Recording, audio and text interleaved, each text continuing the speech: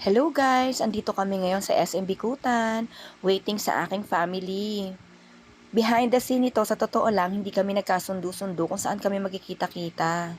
At last, lumabas na rin po sila. Ayan po ang aking pangalawang kapatid na si Celine, together with her daughter na si RR, ang aking mga pamangkin, ang aking mama Joy. Si Sander natatakot sumakay ng sasakyan kasi masukahin siya.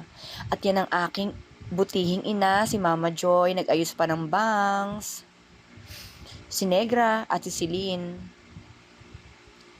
Ewan ko ba dito sa mga anak ni Celine kung bakit ba to puro sukahin? Hindi ko alam kung saan nagmana.